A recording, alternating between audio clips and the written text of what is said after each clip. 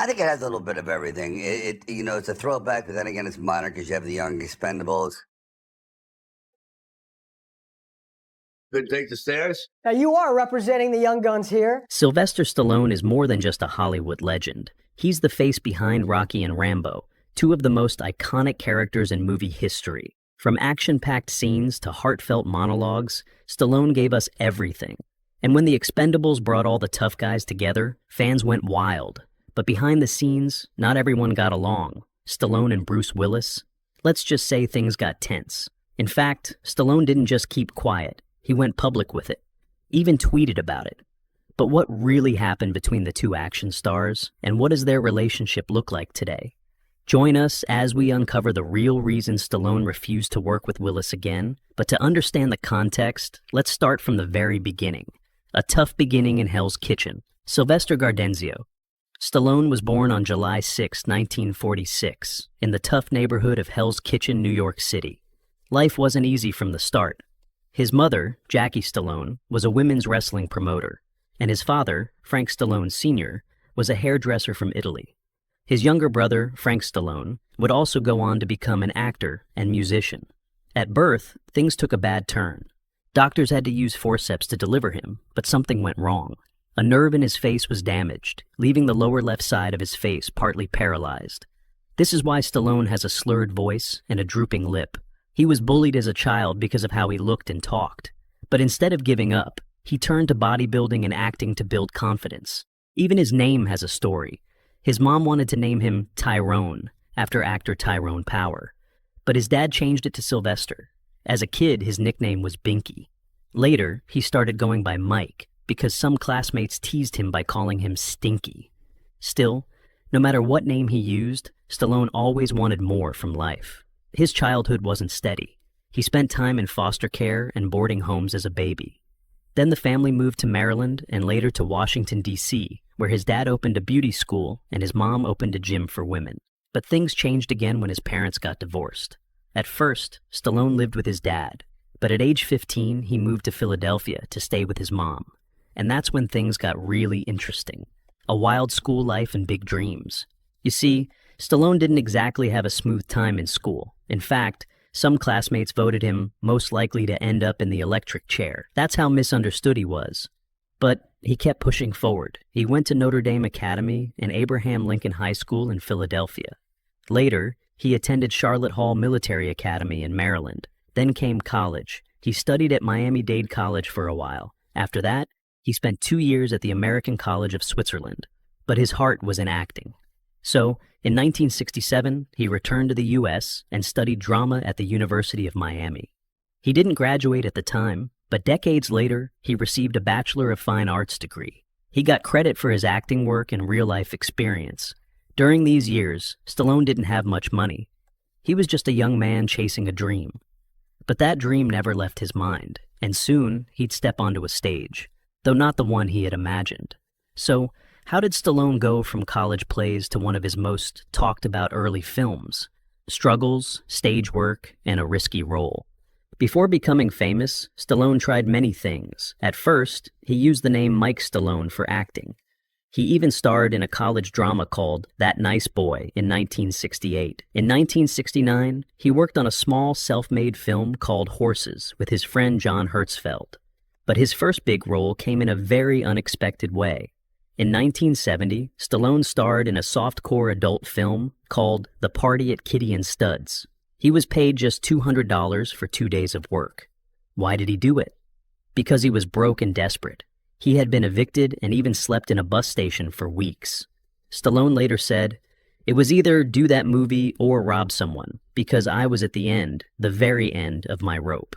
Years later, the film was re-released under a new name, Italian Stallion, to cash in on his fame.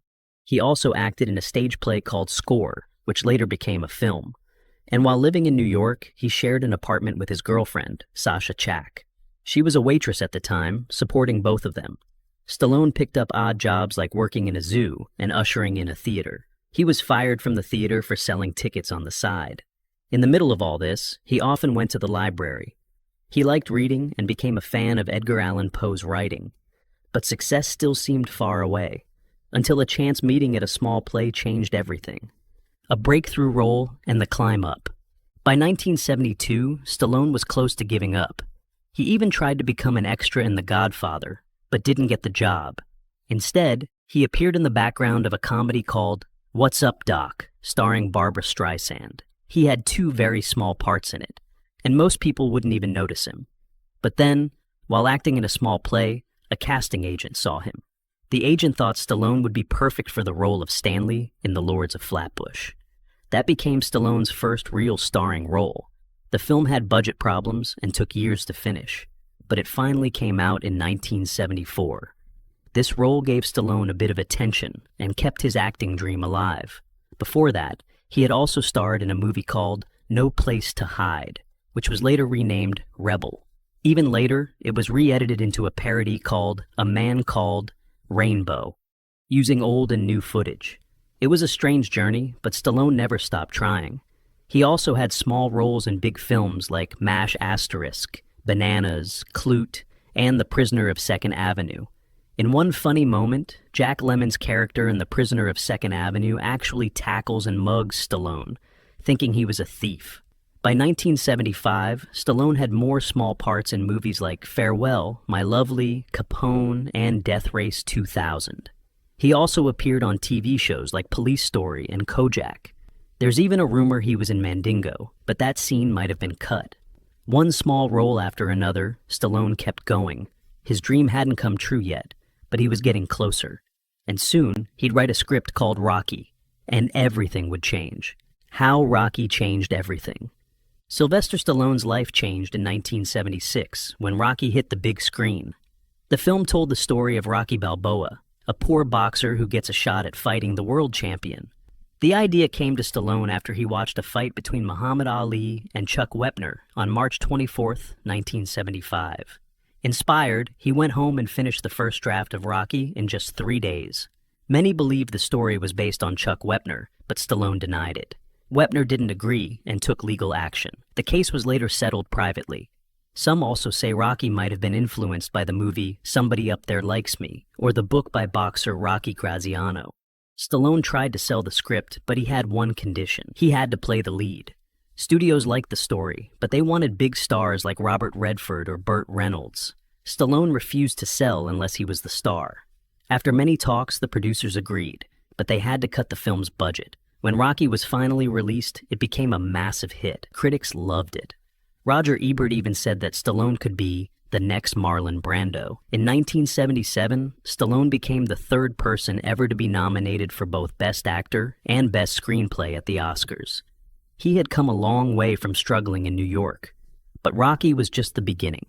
Soon, another unforgettable character would take over the screen, building a career with blood, sweat, and action. In 1982, Stallone introduced another huge character, John Rambo. In First Blood, he played a soldier dealing with trauma after war. The film was intense and emotional, and it started a new franchise. Stallone went on to play Rambo in 5 films between 1982 and 2019. These movies became action classics. By 1984, Stallone got a star on the Hollywood Walk of Fame. He was no longer just an actor, he was a symbol of Hollywood action. Through the 1980s and 1990s, he starred in many hit films like Cobra, Tango, and Cash, Cliffhanger, Demolition Man, and The Specialist. These movies made him one of the highest-paid stars in the world. During this time, Stallone had a famous rivalry with another action legend, Arnold Schwarzenegger. Fans loved seeing them compete. Both men were at the top of the action world. Stallone later returned to his classic roles. He played Rocky again in Rocky Balboa, 2006, and came back as Rambo in Rambo, 2008. Then, he started a whole new franchise, The Expendables, bringing back the action heroes from the 80s and 90s. But that wasn't the only big surprise. He also had a fresh success with Creed in 2015, where he played an older Rocky training Apollo Creed's son. The film was a hit, and Stallone won his first Golden Globe. He was even nominated for an Oscar again, 40 years after the first Rocky. This comeback proved he still had it, but Stallone didn't stop there. He joined the Marvel Universe, playing Stacker Ogord in Guardians of the Galaxy Vol. 2 and again in Vol. 3. From classic drama to superhero space adventures, Stallone was doing it all. And then came The Expendables, where he brought all the action stars together on one screen. The Expendables. In 2010, Stallone wrote, directed, and starred in The Expendables. It was filmed in 2009 and released on August 13th, 2010. This movie was a dream come true for action fans. Stallone played Barney Ross, the leader of a team of mercenaries. The cast was full of famous names: Jason Statham, Jet Li, Dolph Lundgren, Terry Crews, Mickey Rourke, Randy Couture, Eric Roberts, and Steve Austin. Even Bruce Willis and Arnold Schwarzenegger appeared. The movie made over $34 million in its first weekend. It was the biggest opening of Stallone's career. But not everything went smoothly. A Brazilian company, O2 Filmes, later said it was still owed over $2 million for its work on the film. In 2012, The Expendables 2 came out and did even better with critics. It had a 67% rating on Rotten Tomatoes, compared to 41% for the first one. This time, the cast grew even more. Chuck Norris and Jean-Claude Van Damme joined the crew. That same year, Stallone also worked on something completely different. He helped write a Broadway musical based on Rocky. It showed his talent wasn't just for action. He could write stories that move people too. In 2013, Stallone starred in Bullet to the Head, based on a French graphic novel. He also reunited with Arnold Schwarzenegger in Escape Plan. And in Grudge Match, he stepped into the ring again, this time with Robert De Niro. It was a fun nod to the Rocky days. He was also involved in a project to remake the Spanish movie No Rest for the Wicked, but that plan was later dropped. Still, he stayed busy. That year, he was also the writer behind Homefront, an action film starring Jason Statham. In 2014, The Expendables 3 was released with new faces like Wesley Snipes, Antonio Banderas, Mel Gibson, and Harrison Ford. But this time, the movie didn't do well. It earned less than the other films and was not liked by many critics or fans. Even with a few flops, Stallone's name remained strong. He was called an icon of action films and credited for changing how Hollywood made heroes. He also tried different types of roles, like in comedies Oscar and Stop, or My Mom Will Shoot. These films weren't big hits, but they showed he wasn't afraid to try new things. In 1997, he starred in Copland, a serious drama where he played a small-town sheriff. He even gained weight for the role to look more ordinary.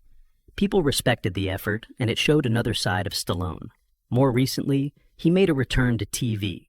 He starred in the crime drama Tulsa King, which began in 2022. Outside of acting, he also paints and collects art.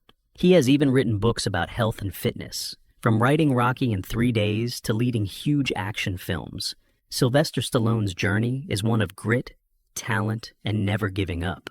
But what about his personal life? Sylvester Stallone's personal life has had its share of ups and downs. Love, loss, and a complicated family life. Sylvester Stallone has been married 3 times. His first wife was Sasha Chak, whom he married in 1974 when he was 28 years old. They had 2 sons together. Their first son, Sage Moonblood Stallone, was born in 1976. Sadly, Sage died in 2012 at the age of 36 due to heart disease. Their second son, Sergio, was born in 1979. He was diagnosed with autism at an early age. Stallone and Sasha divorced on February 14, 1985. Later that same year, Stallone married actress and model Brigitte Nielsen.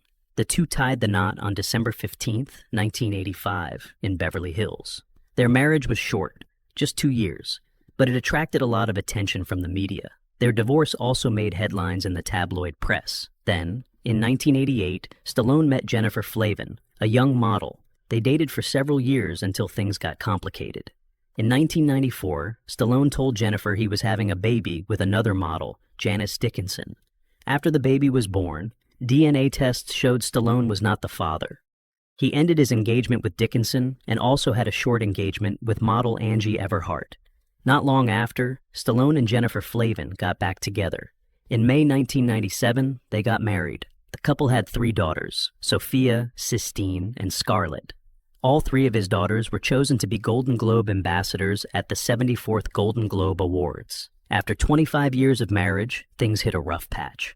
On August 19, 2022, court records in Palm Beach County showed that Jennifer had filed for divorce.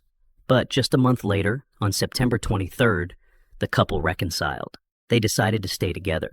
And while Stallone's marriage had its twists, his bond with some family members stayed strong. Brothers, sisters, and broken friendships. Stallone has always kept a good relationship with his younger brother, Frank Stallone. Frank is also in the entertainment business. He's a singer, and sometimes acts in movies. He even contributed songs to some of Sylvester's films like Rambo, First Blood Part 2, and Staying Alive. One of Frank's biggest hits, Far From Over, reached number 10 on the US charts in 1983. You might have noticed Frank pop up in some of Stallone's movies too. In the Rocky series, he played a street singer and even added songs to the film. While he wasn't always in the spotlight, Frank stayed a steady part of Sylvester's work. In 2012, Stallone lost his half-sister Toni Ann Felitti to lung cancer. She was 48 years old. That same year, he also had to deal with the loss of his son Sage, making it a heartbreaking time for the family. Stallone once had a close friendship with actor Joe Spinell. They worked together on several films, but their relationship took a hit while filming Nighthawks in 1981. After that, they didn't work together again. Sadly, Spinell passed away in 1989. While Stallone had people he cared about, his career also brought risks. Some of them left lasting scars. Pain behind the action scenes. Sylvester Stallone is known for his action roles, and he's also known for doing many of his own stunts. But that choice came with a price. Over the years, he suffered many serious injuries on set. During the filming of Escape to Victory, Stallone broke a finger while trying to block a penalty kick from soccer legend Pelé. That wasn't the worst of it. While working on Rocky IV, Stallone told his co-star Dolph Lundgren to hit him for real. "Punch me as hard as you can in the chest," he said. Lundgren did exactly that. The next thing Stallone remembers, waking up in the hospital, he said later, "Next thing I know, I was in intensive care at St. John's Hospital for 4 days. It's stupid." In The Expendables, another accident happened. During a fight scene with wrestler Steve Austin, Stallone broke his neck. He later needed surgery to insert a metal plate. These injuries showed just how far Stallone was willing to go to make his films feel real. But while he was known as a tough guy on screen, his life off screen wasn't always smooth either. Lawsuits, scandals, and legal trouble. Not everything in Stallone's life has been heroic. He's also faced several legal challenges and scandals. One of the earliest came in February 2001. A woman named Margie Carr filed a lawsuit claiming Stallone raped her at a gym in Santa Monica. Stallone's lawyer denied it and said she had already sold the story to a tabloid. Then, in 2007, customs officers in Australia found 48 vials of human growth hormone in Stallone's luggage. At a court hearing on May 15th, he pleaded guilty to having the substance and was charged accordingly. In 2013, more trouble came to light. Reports said that Stallone had paid a $2 million settlement in 1987 to his half-sister Toni Ann Felitti. She had accused him of abuse. His team said she was a drug addict and was trying to blackmail him. But her son, Ed Felitti, believed her and said she had spoken about it many times before she died. In 2016, a woman accused Stallone of forcing her into a threesome with his bodyguard while filming in Las Vegas in 1986. She was 16 at the time. Stallone denied everything. His ex-wife Brigitte Nielsen came forward to support him, saying she was with him at that time. Another actor, David Mendenhall, also defended Stallone, denying he introduced the girl to him. In 2017, another woman said Stallone sexually assaulted her in his office in the 1990s. Again, he denied the claim.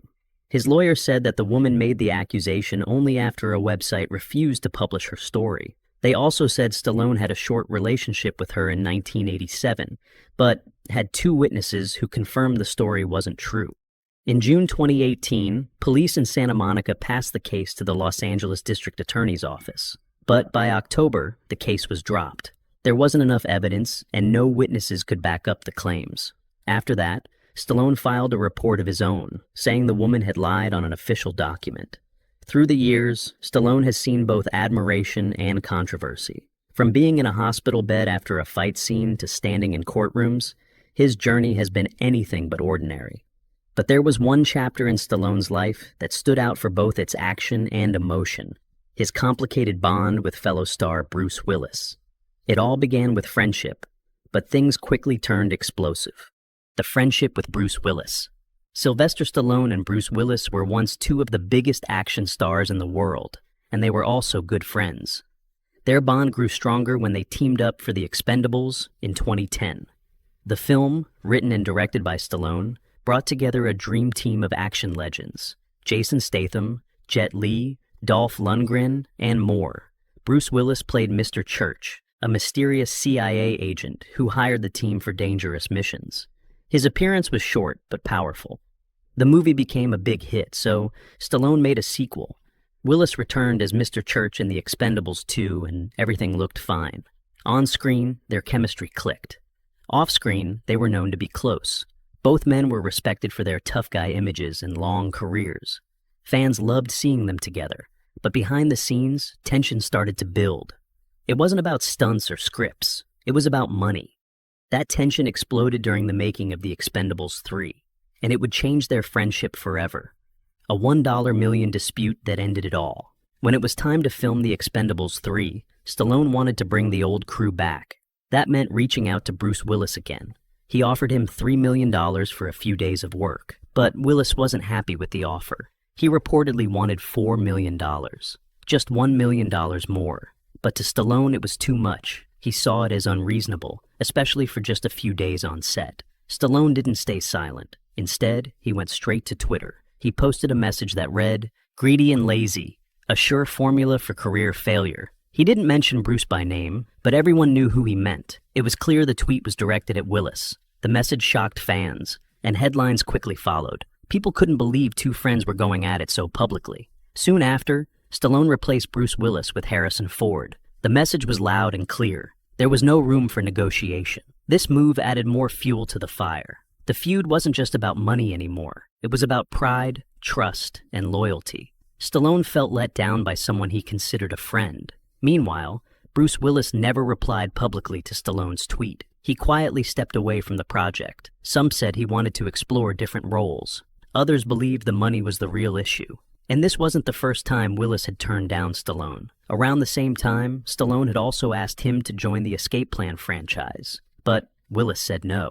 Instead, Arnold Schwarzenegger took the role that was originally meant for Bruce.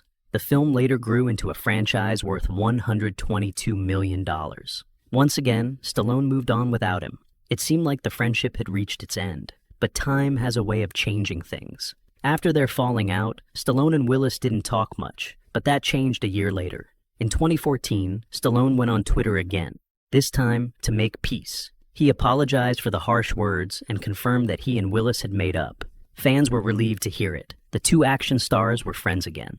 Then, in 2022, the world got some heartbreaking news. Bruce Willis was diagnosed with aphasia. The condition affected his ability to speak, write, and understand language. His family shared the news online and said that he would retire from acting. It was a sad moment for Hollywood and for fans around the world. Stallone was deeply affected. In an interview, he said, "Bruce is going through some really difficult times. So, he's been sort of incommunicado. That kills me. It's so sad." Even though they weren't talking, Stallone made it clear he cared about Willis. He praised him and offered support to his family. He said he was praying for the best and hoped Bruce would stay strong through it all. It was a touching moment. Fans could see that whatever happened between them in the past didn't matter anymore. Their bond had survived the worst. But there was still more to the story. Stallone and Willis, from rivals to respect. Looking back, it's hard to ignore how different their paths were. Long before The Expendables, Stallone had actually turned down the role of John McClane in Die Hard. That role made Bruce Willis a household name. From there, Willis's career took off. He became one of the most famous action stars of the 90s and 2000s. Stallone, on the other hand, had already built his fame with Rocky and Rambo. But even he admitted that Willis had something special. That's what made their friendship so powerful. They both understood what it meant to climb to the top. Still, business can test even the strongest relationships. The money disagreement over The Expendables. 3 hurt their friendship badly. Stallone was harsh in public, and Willis stepped away. But time softened the anger. Stallone later said he regretted how he handled it. He also acknowledged Willis's health challenges with nothing but love. He told The Hollywood Reporter that he still thinks about Bruce often, even if they can't talk now. "It's so sad," he said. "That kills me." As of 2025, Stallone continues to speak kindly about Bruce. He shares updates, expresses support, and honors the good times they had. Though they're not working together anymore, their friendship has turned into something quieter, deeper, and more respectful. In the end, their story is about more than just movies. It's about two icons who faced fame, failure, and forgiveness, and managed to stay connected through it all. Do you think Sylvester Stallone was right to call out Bruce Willis publicly over money? And which action duo do you prefer, Stallone and Willis or Stallone and Schwarzenegger? Share your thoughts in the comments below. And don't forget to hit like, subscribe, and stay tuned for more incredible stories from Hollywood's fascinating history. See you next time.